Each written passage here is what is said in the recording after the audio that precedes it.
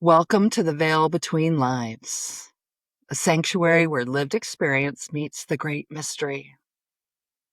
Here we hold soulful conversations with those who have touched the unseen and what lies beyond the physical world.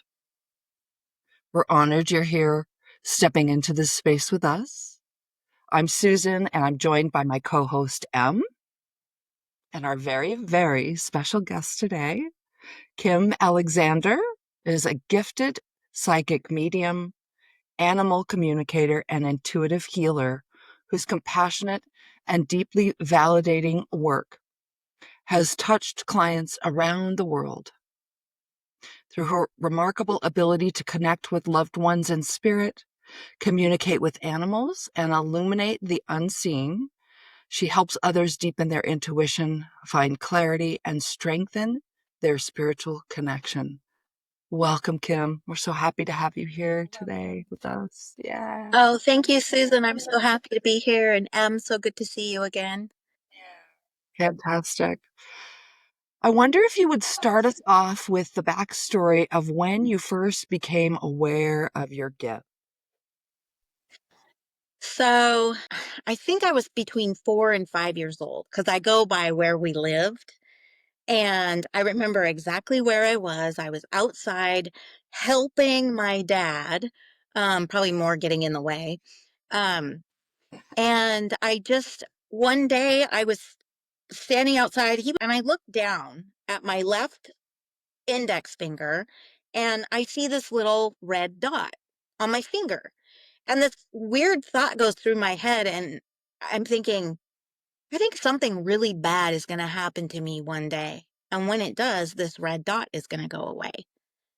And I think about that today as an adult, and I'm like, what 4-year-old has that kind of thought?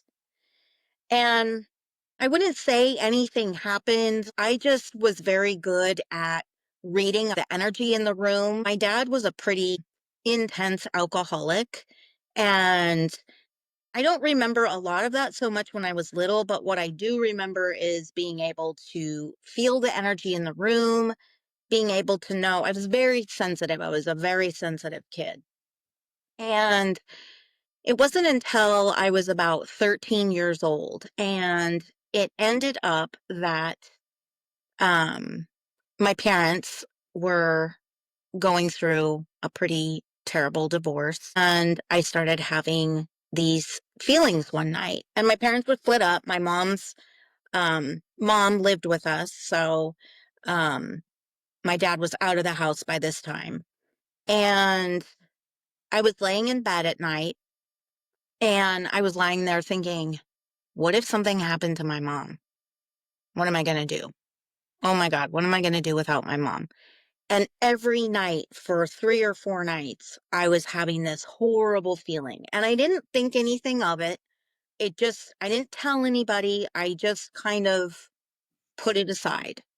I don't know why. I just didn't. And then the weekend came, and it was my weekend to go with my dad. And on Sunday, we were driving in the car, and I was sitting in the back seat. His girlfriend was in the front seat, and I always sat in the middle so I could see out the window because I got car sick. And so, anyways, right in front of me, though, was the digital clock. And I remember it was about 3:30 in the afternoon, and my eyes fixated on the clock. And I just sat there staring at the clock. And then all of a sudden, my body just, I don't know if I had I don't know. I felt like I jumped out of my body and into the back corner of the car. And when I kind of realized that I was still sitting where I was sitting, and I was like, what in the heck was that? And just kept going along, you know, I don't know, it was just a weird thing. And then that night, about 8 o'clock, my dad had to take me home. And as we were coming around the corner to the front of our house, there was a cop car sitting in the street in front of our house. And I looked at the house, the lights were off, porch light on, and I started shaking. I was like, something's not right here. And so my dad pulls in the driveway. He's sensing it also, obviously. And so we get out of the car, go to the front door, nobody answers, and a cop comes around the front and he's like, "Do you guys live here?" And my dad tells him what's going on. And he's like, "Well, there's been an accident." And by this time, I'm jumping, shaking, like, "Oh my God, what's going on? Is my mom? What's going on?" And so, anyways, he tells us, "You got to go call this number." And so we get in the car, go a couple blocks to our best friend's house, and my dad starts calling the phone number. There was two phone numbers that he had to call. And that's because it was my mom and my grandma. And so as he's talking, I'm standing there, I'm in his face, listening to what he's saying, trying to figure out what's going on. And then I hear this, "No, I'll tell her," and hangs up the phone. And he looks at me and he's like, "I'm so sorry, Kim." And I was like, what? And he's like, there was a car accident. And that was my premonition. I had a premonition and it just came true. My mom and my grandmother, both of them were killed in the car accident 3 or 4 days later after I had the premonition. And at that time, I didn't I didn't know that's what it was. And I remember thinking either the next day, I thought to myself, "I'm going to see my mom again in this life. I just don't know how."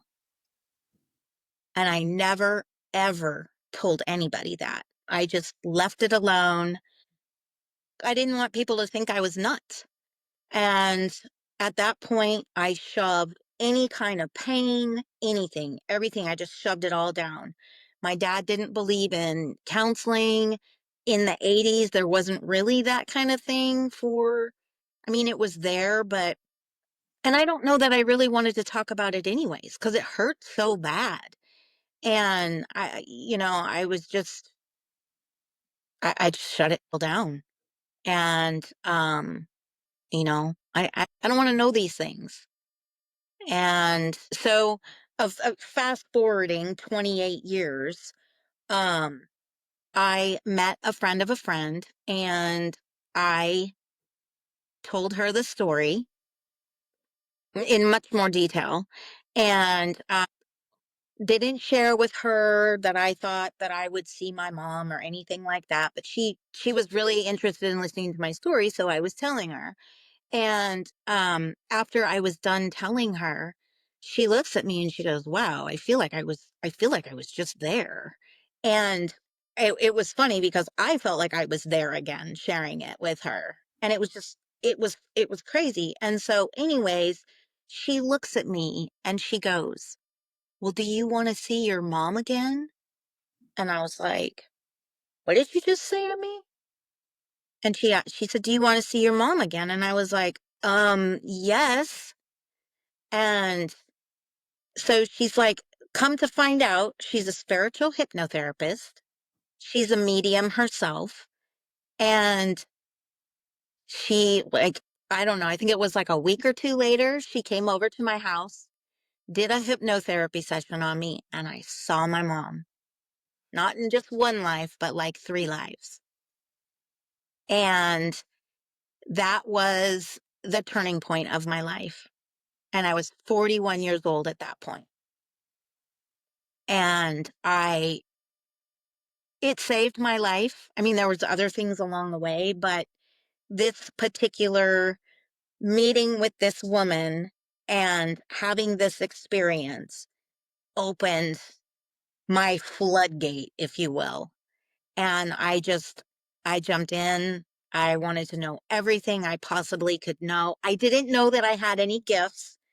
I, you know, I kind of always hoped, um, but never in my wildest dreams did I think that I was psychic, that I was a medium. And oh my gosh, talking to animals and an intuitive healer, it's like, that's a lot. What turned on first? Was it the animal communication? Was it the psychic abilities? Was it the mediumship? Like, what did you notice first when you started opening up that you became aware that you had, you know, some things to offer? Sure. Yeah. So I actually decided to join the spiritual hypnotherapy at the HCH Institute in Lafayette. And because I wanted to pay it forward. I wanted to give the people this gift also. And so while I was there, an opportunity came up to go to a mediumship workshop. And I was like, a little intimidated because I was thinking, I can't, I'm not a medium, I can't talk to dead people. Like, what? And so I was like, you know what? I'm just going to do it. I was going with my friend and I was like, I'm going to do it. Scared as heck. But so, anyways, so it was the mediumship that came through first. I was very hesitant to let the psychic ability come first. Just because of what happened. I didn't want to know any of that kind of stuff. Um, so I just kind of I went along with the mediumship. And one of the things that kind of got me going with that was using oracle cards, not tarot, but oracle cards. And they kind of helped prompt, like, get that connection going, if you will. And then along the way, I had mentors and just kind of found it, you know, people, the right teachers showed up when I needed them. And I'm trying to think of, I think the psychic just kind of fell into place. It just, that was next.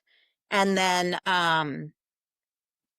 when my bulldog started getting sick, Ginger, I discovered that there were animal communicators.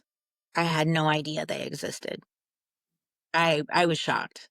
And I was talking to a medium friend of mine, and she was also a mentor of me with the mediumship. And she says, Kim, why don't you contact an animal communicator? And I about fell off my chair because I was like, I had no idea. And so I contacted this lady, and there were things that she said that there was no way she would have known. Like, one of the things she said was, I sure do love you, sweet pea. And I was like, what? I used to say that to Ginger all the time. I sure do love you, sweet pea. Oh, it's gonna make me cry. Um, that's not up. Sorry. Um, but I had a communication with Ginger before she got sick, and Ginger got sick while I was in the spiritual hypnotherapy school. So, and there's a reason for all of this. Um, so I ended up quitting about 2/3 of the way through the hypnotherapy school because I was devastated because Ginger was my soulmate. And I ended up losing her about 2 months after she started getting sick. And then I had the animal communication after she passed. And part of that was the reason I did that so quickly was I didn't want to wait as long for the healing process to start, because it didn't just stir up the pain with Ginger, because I knew something was happening with her too. I could feel it. I was dreaming it. And I was just like, oh my God, what is going on here? And and it stirred up a whole bunch of stuff with my mom again. and it took me spinning, tumbling. And um I mean, it was a lengthy process, but having that communication with her right after she passed was it was a miracle that I needed to get me off my ass and get moving with my gifts. And it was because of Ginger that I really started moving. Everything just, I'm getting chills as I'm telling you this. Everything just started flooding in even faster. I found a mentor to teach me the animal communication. Um, it turns out it was a very natural part of me, part of my soul. And um, I I went with that. And I had a couple of mentors, and it took me a long time to come out of the closet, so to speak, because I was afraid. I was afraid to be seen because I kept myself hidden for so long. And once you open up all these gifts, you can't put them back in the box. That's right. It's like, here you go. And it's like, oh, oh gosh, here we go. There's no going back. And this is so funny. Ginger said, so when I was having the communication done with Ginger, I was laying in bed, and this woman, she can't see me. We're talking over the phone, so she can't see me. And she says, "Yeah, Ginger is saying get your something ninny butt out of bed and stop crying." And I started laughing. I was like, "Oh my God." I'm like, Ginger's seeing me. She's right. I'm laying here in bed crying my eyes out instead of getting to work and doing what I'm supposed to be doing. Ginger, like, she was there when the gifts opened up, and she's still here. She still guides me to this day. I've been getting signs from her for the last 3 or 4 days. And finally, I even heard one of the things that she says is supernova. I even heard that word. Like, that's a random word, rare word that you hear. And I was like, oh, she's really trying to get my attention. And so I tuned into her today. Mhm. And I'm glad I did, because I got a huge message from her. So, anyways, What a blessing. yeah, she saved my life. Animals have saved my life for sure. I have never had so much gratitude and just I don't even know how to explain it, but the guidance and the support and the unconditional love and just the push is like nothing I've ever felt from any human, which is crazy. It's crazy to think that it's just because they don't speak our language. They do talk. They talk in their language. And, who are we to think we are better than them? Because a lot of people, they're like, how do you do that? And I'm like, I learned how to speak their language. They've taught me along the way, and you would be surprised at the things that they say, the things that they know us better than we know ourselves. And, they know they're 10 steps ahead of us. And I had one client in particular. I was giving her a session with her doggy, still here with us. And I started sharing with her that your dog is talking about this business that you want to start. And I started describing it to her. And you could hear her. She was like, and her husband were on the phone together because we were talking to both of their dogs, and the one dog in particular. And she looks at her husband and said, I haven't shared that with anyone. And I was like, I'm like, oh, I hope I just didn't share a secret. But it's one of those blown away moments where how would I know that unless the dog told me. And there's a difference between, so a lot of people will say, "Oh, can I get an animal reading?"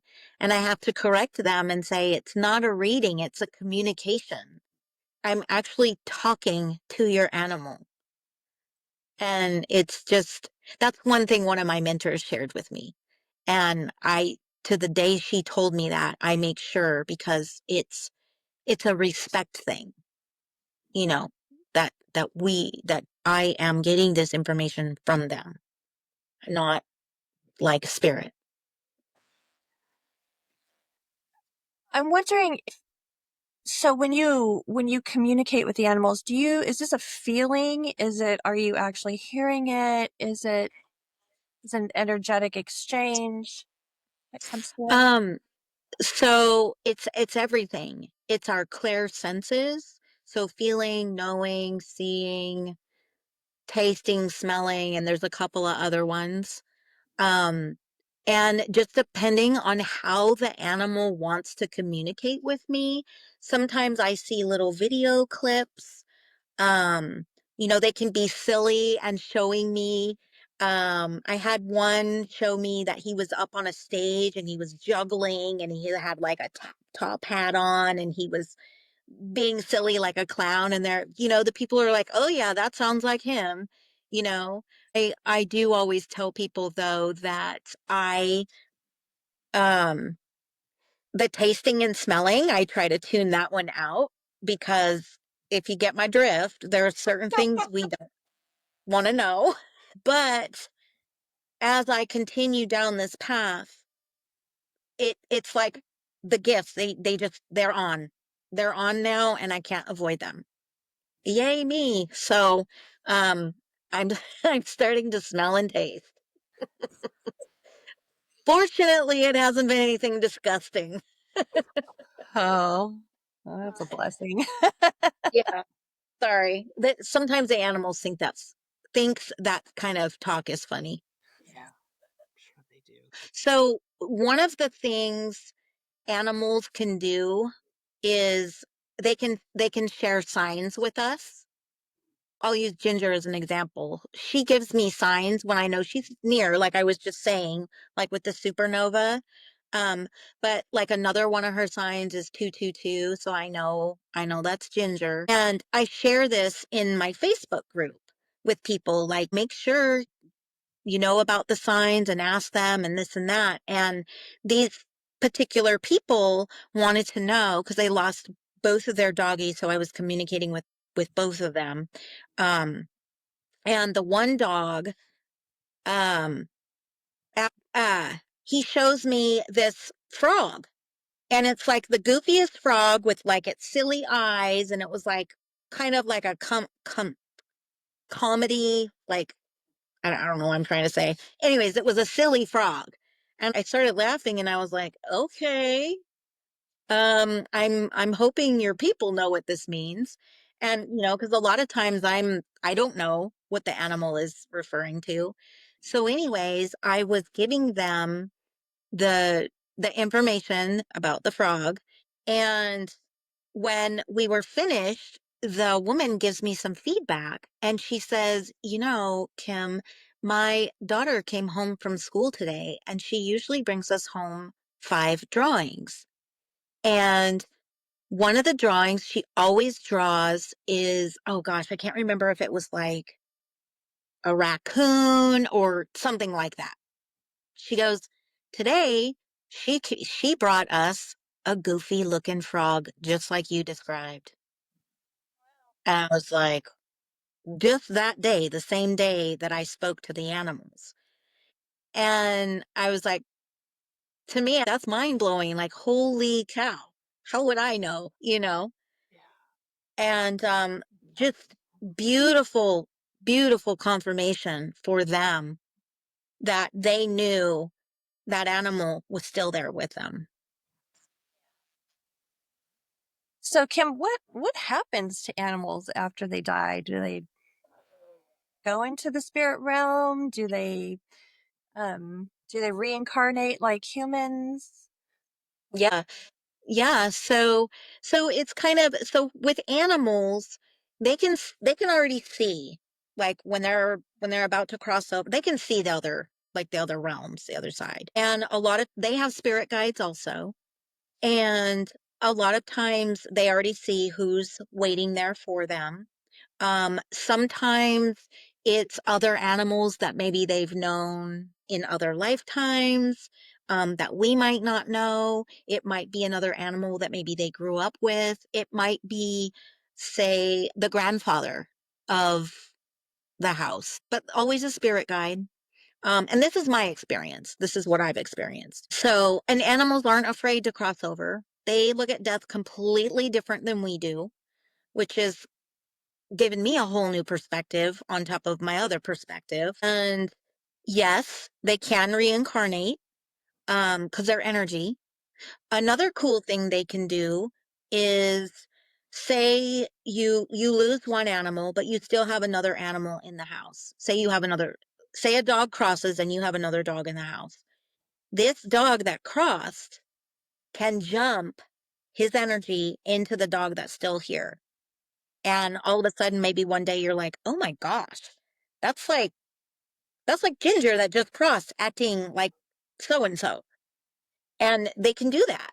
They can do that with any animal. It doesn't have to be your household animal. So say you're walking down the street and a dog suddenly runs up to you and is like, does something that your dog used to do to you. And you're just like, holy cow. And that's them like, hey, I'm here. Can you see me? So, um, yeah. Then I have a follow-up question then. So say my dog passed, and because I do have a dog that recently passed and it was really rough. Um, and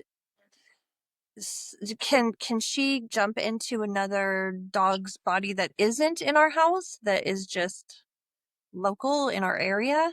Because Yeah. I will tell you this, the last couple of days, um, so she passed a couple months ago, but I was driving down my street and I looked over and I saw a dog that looked like her when she was younger, and this dog locked eyes with me. Minute that dog locked eyes with me, I felt her. It took me back for a second. It took my breath out, and I thought, that's Daisy. Like, what? That felt like Daisy. But this dog, they don't usually look right into your eyes. Right. As I passed that dog, it locked onto my eyes and it watched and it followed my eyes until we couldn't see each other anymore. And it's done that twice. I've seen that dog twice. Yes. Yes. And my whole body's chilling. That was Daisy popping in for sure. 100% letting you know she's okay. And one of the things, like one of the most asked questions when people lose their pet, I'm sorry. I know it's hard. It really it's the hardest thing. Um one of the questions is, did they make it? Did they cross? Are they okay? And animals cross immediately. And as soon as they leave their bodies, they're free. They're pain free. They're not experiencing, not they're in their original form again. Much, well, like a human. Yeah. The minute we're out of this body is miraculous. Yeah. Uh, And yeah, that part is the same for them. Yeah. mm, yeah. Um, I'll just tell a quick story about Daisy because I feel like there were so many signs the day that she passed, because we were with her, my husband and myself and my daughter.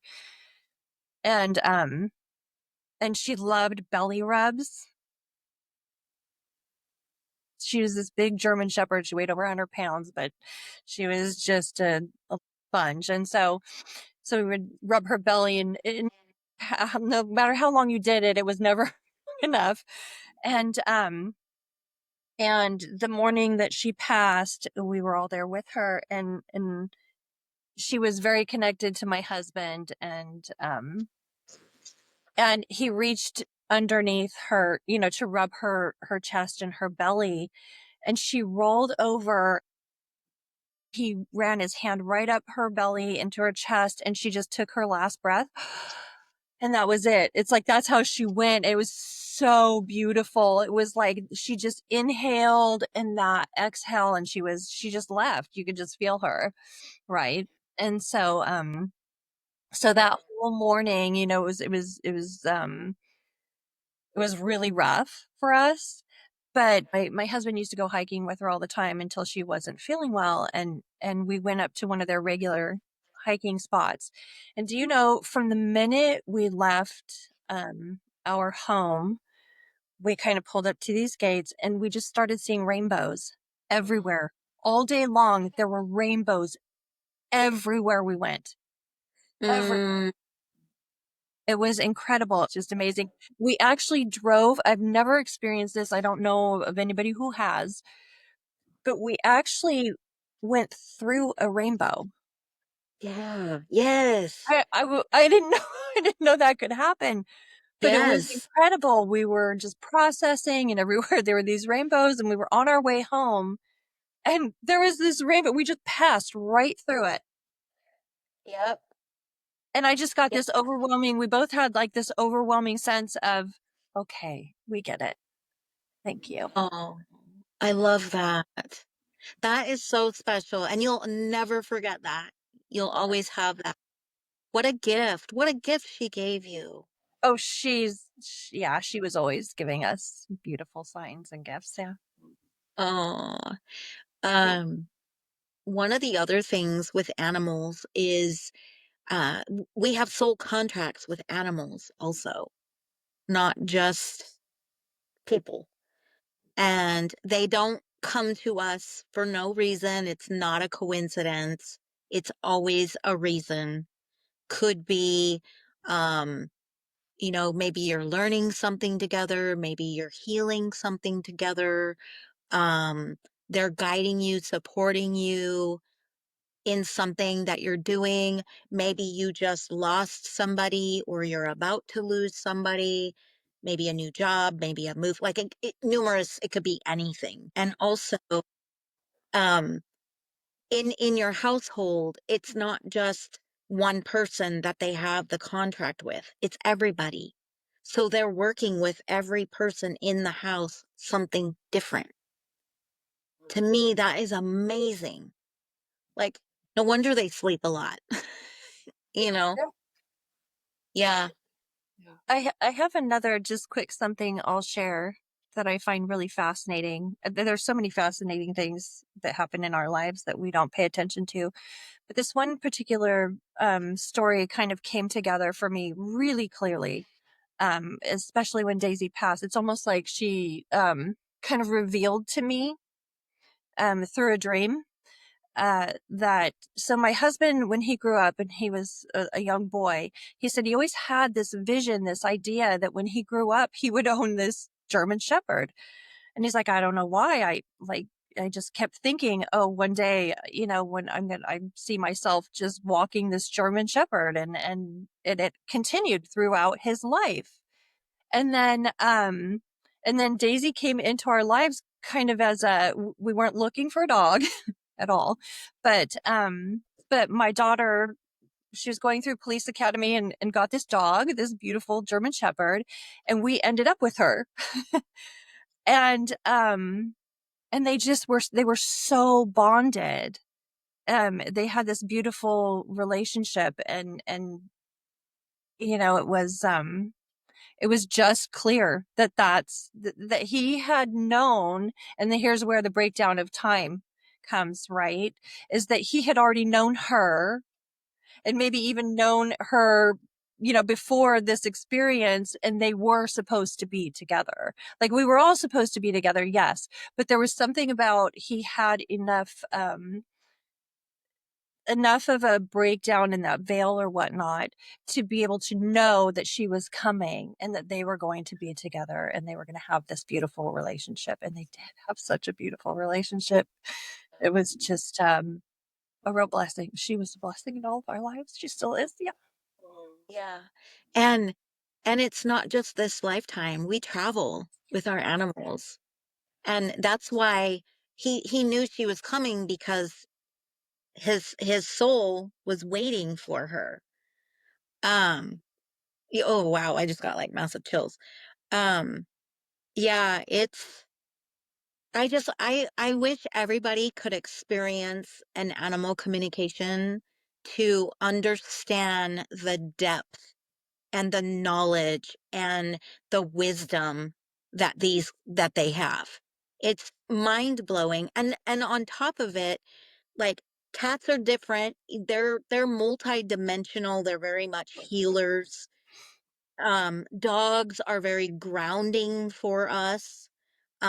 Also hold a lot of wisdom. All the animals have a ton of wisdom. I mean, when somebody says an animal is stupid, I'm over here going, really? Really? But, and then horses, oh my gosh. Horses, majestical.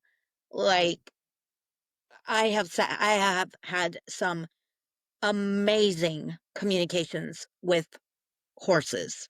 And although I'm very intimidated by them because they're so big, but I just want to like crawl in and just hug and squeeze them. Um, but yeah, and we, every life, as you both know, I mean, we can come in as something different. So they're not always an animal. They might be our mother in one life. They might be a sister. They might be a husband or a wife. Like, I swear my dog Bodie, that he was my husband. Um, but yeah, he's very protective of me. So, but yeah, it truly is. I mean, I've been doing this since I think 2017 is when I started, and I still get mind blown every single communication that I do. I still am mind blown by what they say, and I'm always learning from them, always learning. And a part of me always gets healed too. Like, all these holes that we get in our hearts from losing loved ones, animals, it's, they just fix a little piece of your heart each time. And it's the most beautiful gift, especially, and I'm going to be selfish here and I'm going to say, especially for me with, the losing my mom, that was just such a traumatic thing, and pushing that pain down for so long, thinking, gosh, am I going to live my entire life feeling this way? And then all of a sudden, one day, and lo and behold, this little dog that's in my life when all of this happening is, she was the start of the healing process. And yeah, it's so touching. And yeah, I feel like I feel very lucky, very lucky. Kim, you mentioned earlier that animals have a very different perspective on death and the other side. Can you share a little bit about what their perspective is and how it's different from ours? So, like, they're not afraid. They know where they're going. They know what they're doing. They know life doesn't stop when they're on the other side. Sometimes it's just beginning. Sometimes, and for them, it's like they're still with us. They're still walking beside us. They're just not physically here. Like I said, their form changes, and sometimes they're more powerful on the other side. Like, some of the stuff that comes through for me from Ginger, I'm like, whoa, no way, like, no, that can't be real. And then I'll be like, all right, fine, show me a sign. Boom, there's a sign. But So I'm wondering then, if an animal reincarnates in some traditions, the belief is that you start out as an ant and then you go into a frog, and then it's kind of an evolutionary experience, and they don't necessarily take a human form eventually, or maybe they do, but it's a very long process. And then a human can take the same thing. Once you're human, you continue to evolve, as a human. But what is your take on that? Well, there is no evolutionary order. I mean, we could be a rock. We could be a rock one life, and then the next life. It just depends on what your soul wants to experience, what it wants to learn, how you're evolving. It's the same with animals. And a lot of times, I feel these animals are more highly evolved spiritually than we are, like because they don't have egos, right?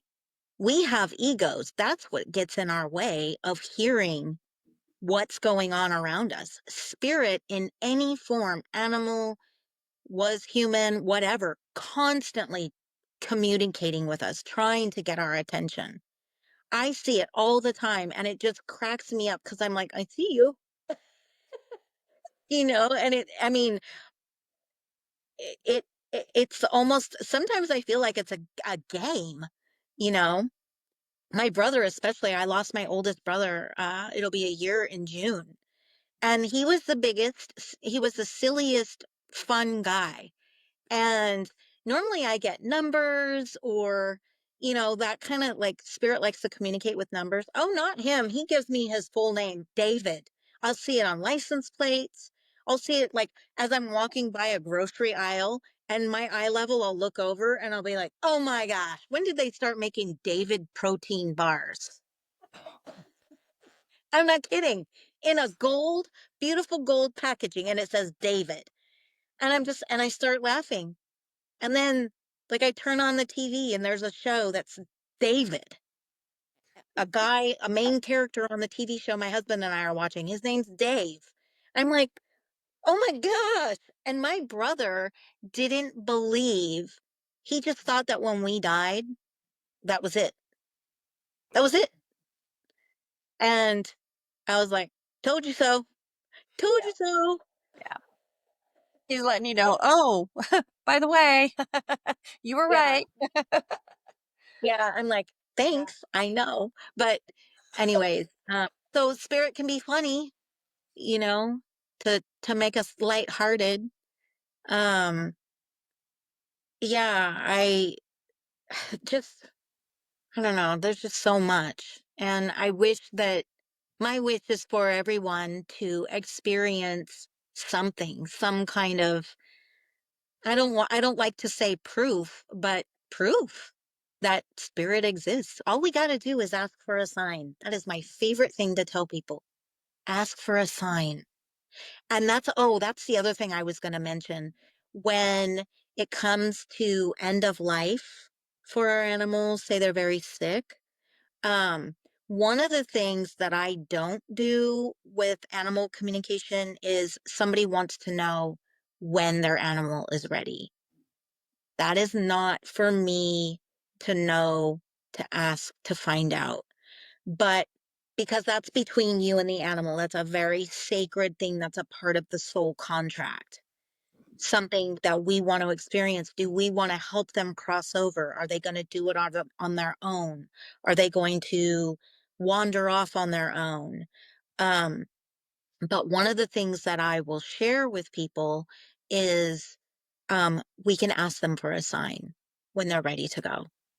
And the sign will come through. And I always say, when you see that sign, respect that. They're ready. And oh, I'm getting chills. And if you're not sure, ask them to show you again. But and I have a story about it. I always use this example because it blew my mind. Um, it was a gal that called me, and she, we're never sure, right? And we feel like, how can we end another life? It's a big responsibility to have to make that decision. And people want to know, like, is my animal ready? And so we were on the phone, and I was asking the animal, what is the sign? And sometimes the animal will give me the sign, sometimes they won't. It's between the human and them, or the client and them. So, but this particular animal gave me the sign, and he said, when she sees a peacock with all its feathers in its glory. And to me, that's, with the big tail feathers and everything. And I'm thinking, hmm, are there peacocks where she lives? I don't know. I've only seen peacocks in Hawaii, you know?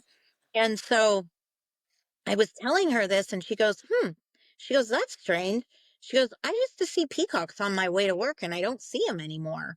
And I was like, okay, well, that's what he said. And so, anyways, a couple of hours later, she texts me, and she says, you're never going to believe this. She says, my best friend just came over, wants to cheer me up. She's going to hang out with me. And I didn't tell her that I talked to you or anything like that.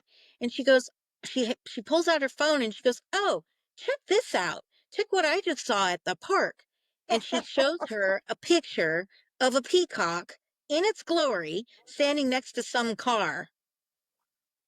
And I was like, oh my God. I'm like, well, there's your sign. And she says, I'm calling right now to make the appointment. And I was like,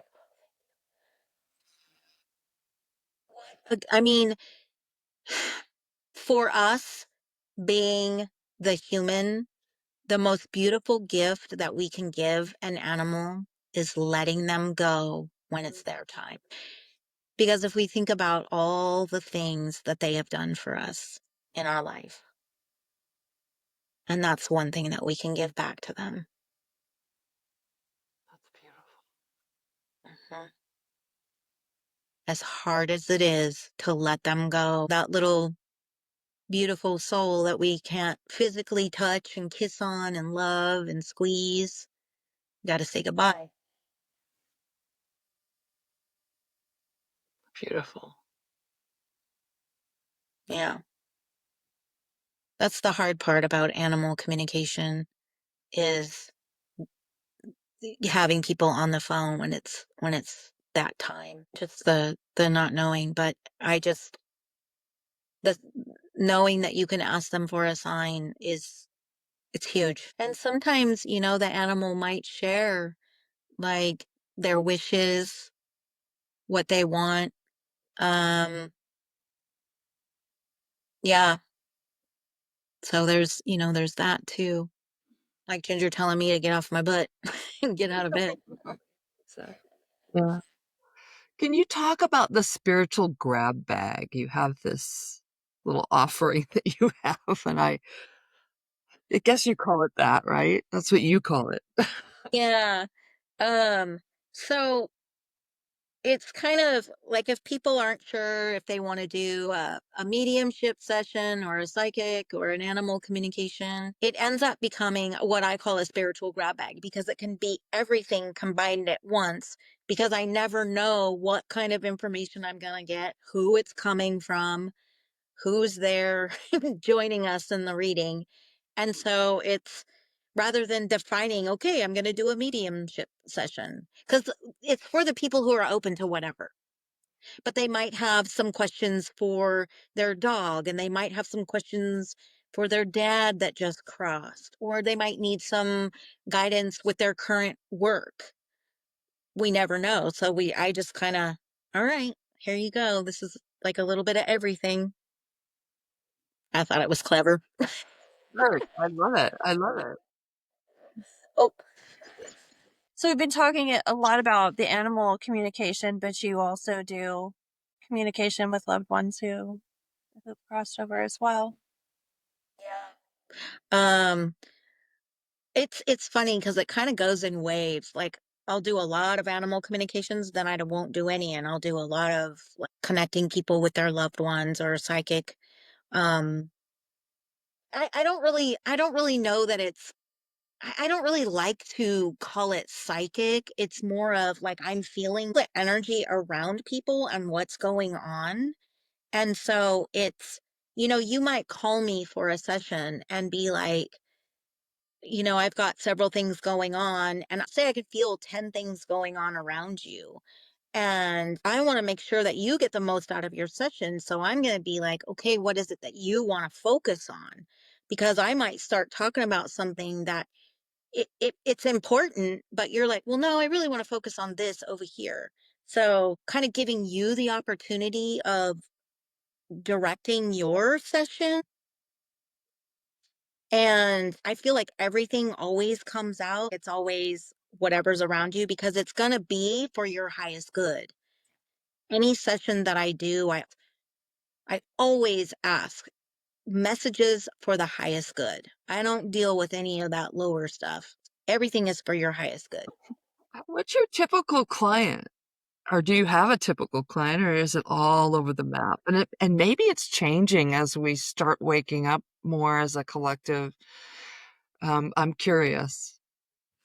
Um, I mean, it's a mix of people. It's not just always women, there's men. I'm noticing a lot of men are starting to really be interested in this kind of stuff and ask questions. And when they meet me, I feel like the men ask me more questions than the women, which is surprise. I mean, I'm not doing stereotype or anything like that, but in the beginning it was more women, and now it's kind of shifting to more men, and it's older people, it's young, it's a mix. And also I'm noticing that kids are extremely gifted. These kids that are being born, extremely gifted. A lot of people have said, "Yeah, I think my kid has some ability," and I can feel it. I'm like, "Oh, yes, they do. Oh, yes, they do." And I encourage, keep asking them because we lose it if we don't use it. It'll come back eventually, but Yeah, I love that. I think um, humans being born are being born more and more awake. Definitely. It's definitely something. But I also think that in our generation, I remember when you said you were 4 years old, you kind of knew about this little red mark, and I knew something too. And I believe that maybe parents are more open to these things now, but I know that for myself, it was completely discouraged. Absolutely.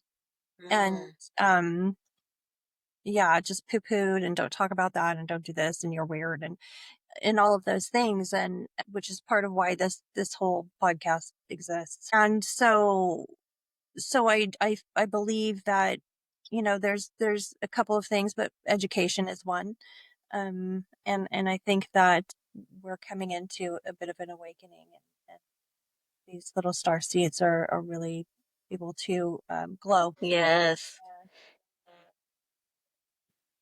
Yeah, I was fortunate.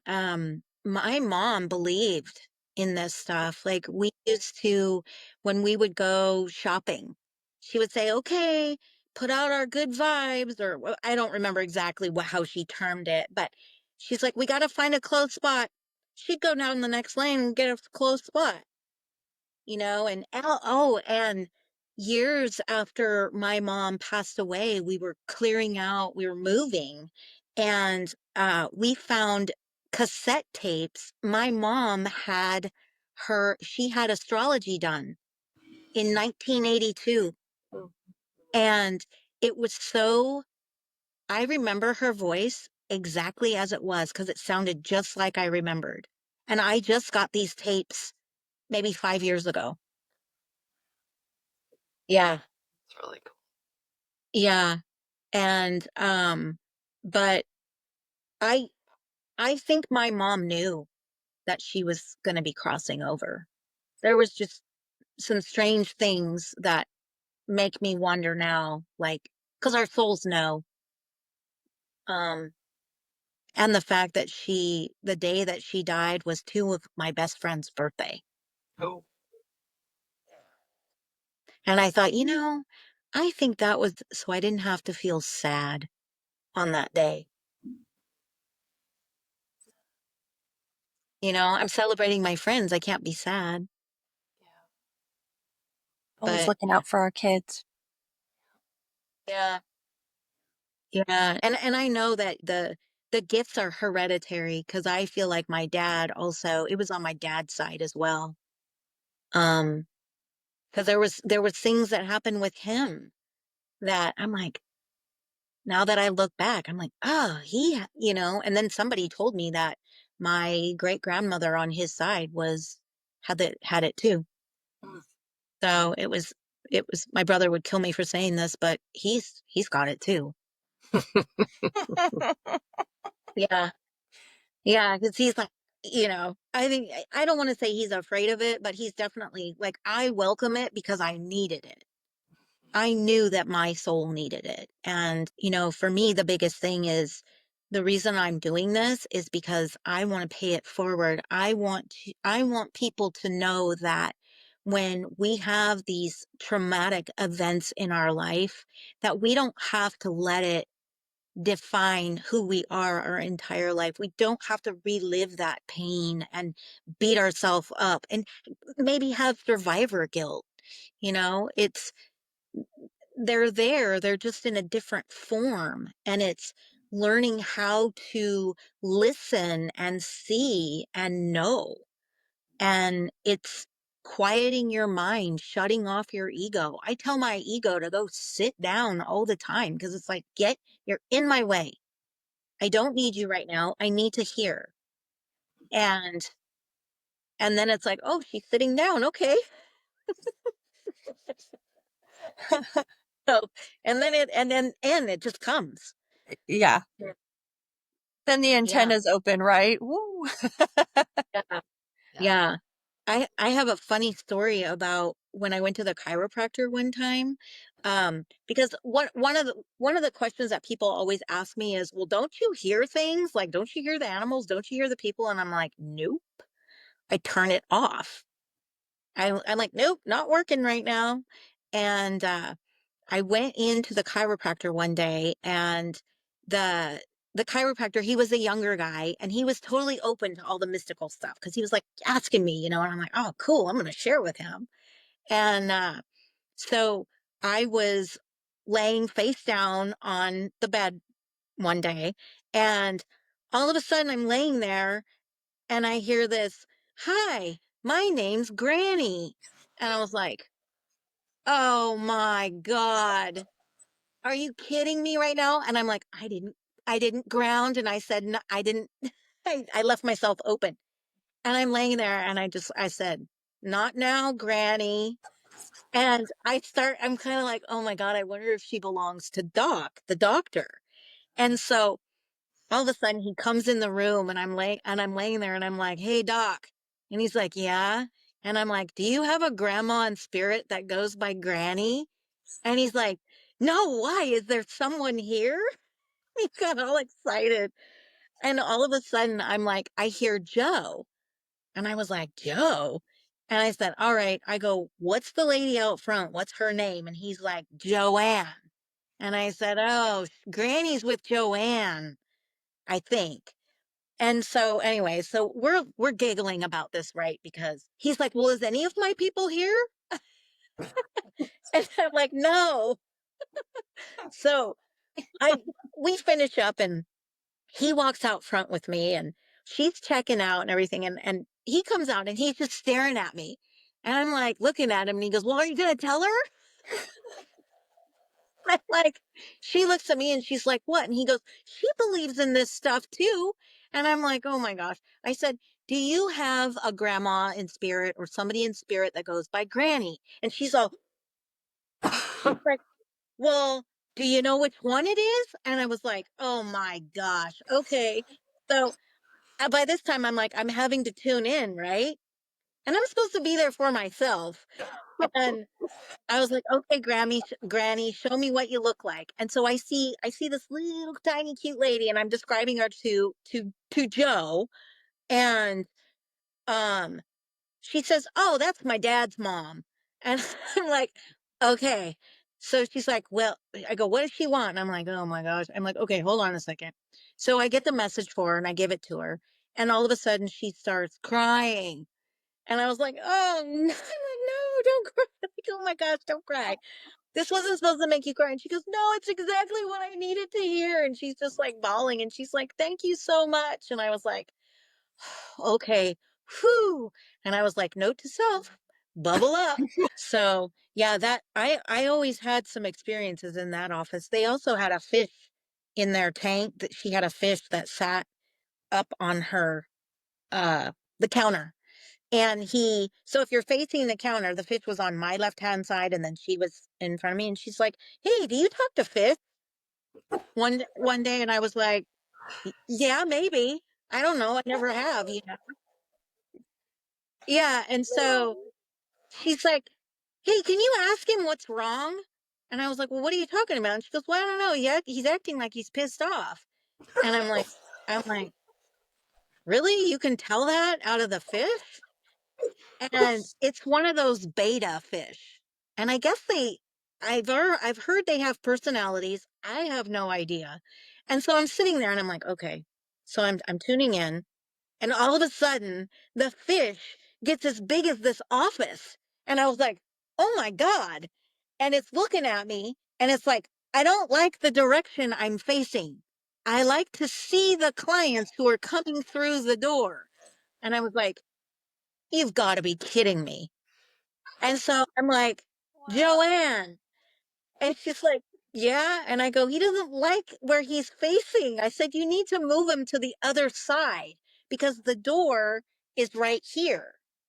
So he can't see anybody who's coming in. So he wants to be moved over here."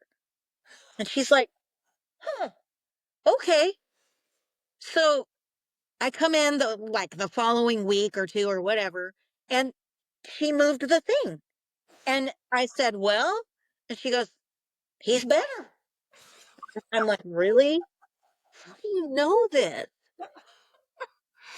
She's like, Wow. "Well, he's kind of like, I don't know, I can just tell." I was like, "Okay, yeah, Oh, Which makes yeah, you wonder, is she intuitive herself? Or, yes, I mean, or is she really just able to notice patterns on a very high level? So that's very interesting. Yeah. yeah." I believe that she was highly intuitive herself because her daughter, to come to find out, was also gifted. Oh. So yeah, um, but yeah, and then there was a spirit hanging out in the office, and I was like, "Oh my gosh," like all this stuff going in the office. Like every time I went in there, I felt like I needed to charge them. Yeah. And and then, like, I'll just tell you one other time when I went in there and I'm laying there and I'm like, "Oh my gosh." I'm like, "Doc, what's going on with the tires on your car?" And he's like, "What do you mean?" And I said, "Well, I'm hearing there's something going on with your tire." And he goes, "Well, I kind of need a new one." I'm like, "Go get one." I said, "They're talking about it." And he's just like, "How do you know these things?" I love it. And like, Oh, man. I'm like, "I don't know. I guess I'm just here to help you while you're helping me." Oh Yeah. my gosh. You're there to help Yeah. Fish. You're there to help Joe. You're there to help the doctor.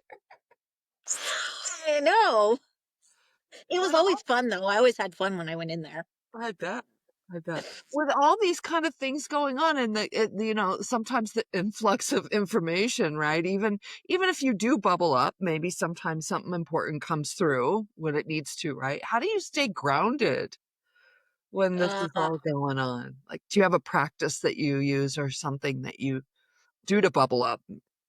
yeah. I mean, it's easy. It's all about intention, right? So I just envision like an energetic cord coming out of the base, like my root chakra, and I take it down to the center of the earth, um, and then I pull Like, I let all of the energy that no longer serves me or belongs to me, I let it drain out.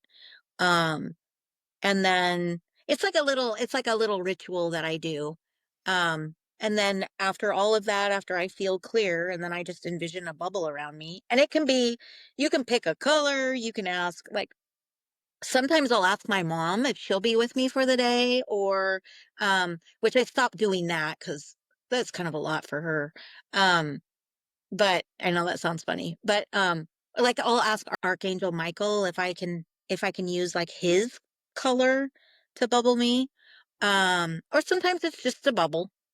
It's not necessarily anything special, but I have another little quick one that happened to me. Was it last year or the year before? So my stepdaughter and I, we were in Nashville, and we went to the Hall of Fame, and because I love music and I just like Elvis, all of that stuff. So I had to go in there. And so we were walking around, and I come around the corner, and there's, you remember Smokey and the Bandit, the car? So there's one of those in the museum, and I'm standing there and I'm looking at it and I'm like, man, that's so cool. I wish I had one of those. And all of a sudden, I'm like, whoa, what was that? And I got kind of it like seriously felt like I went like this, and then I got nauseated, and then I started to get dizzy, and I was like, oh crap. And I'm thinking, oh, I'm just hungry. And I was like, no, I'm not hungry. And then I started tuning in, and I'm like, oh my God, something just walked through me. And right when I figured that out, all of those feelings went away. And I had to go find my stepdaughter. I'm like, I got to get out of this area. And because I was having a hard time because there was too much right there. And apparently it wasn't strong enough, which I always think, oh, it's strong enough. But sometimes you get caught off guard, right? Like, oh, I think I'm okay. But Nashville, lots of stuff going on there. I think the more you're doing this work, the more you're in it, the more you have to be very persistent about it and even ask for more protection. I'll call in my guides and have them stand as close as they can around me if I'm feeling like I need it. And I mean, you can tell the difference, especially if I have someone who is a skeptic, or, they got their hands crossed and they're just kind of looking at me and they're not letting me in. And I'm like, oh boy, here we go. And then I start heating up and I start getting really hot and I start using a lot of my energy. And I'll be sitting there and I'm like, okay, team, can you come in a little closer and push some of this out?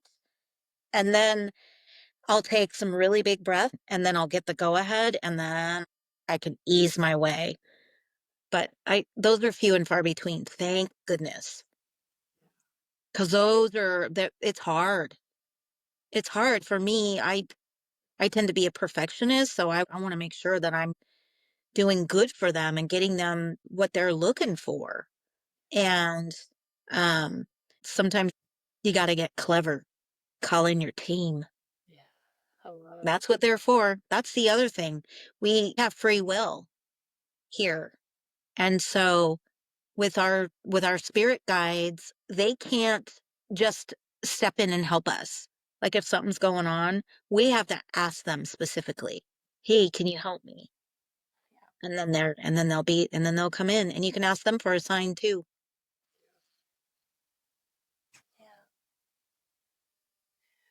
Wow. Well, this has been so wonderful. So much more than I was expecting. This has been great. Love it. Thank you so much for stepping into this space with us. It's been such an honor. Really, it's been Oh, great. thank you And for having me. oh, of course. Of Yeah. course. For anybody who's listening, if you feel nourished or inspired by what you received here, please like and subscribe and share. And until we gather again, stay curious, stay grounded, and honor what you know beyond words. And right before we go, how can our listeners find you if they wish to connect with you for anything in your spiritual grab bag? Yeah, so I have a website. it's KimMAlexander.com. And then I'm on Instagram, and it's Divine M Girl. And then it's also Kim Alexander. And I have a private Facebook group, but anybody's welcome to friend me. I'm Kim Alexander on Facebook. And yeah, and my contact information is on my website. Fantastic. And we'll have all of the links and everything for you in the show notes for anybody that needs to refer to that. Yeah.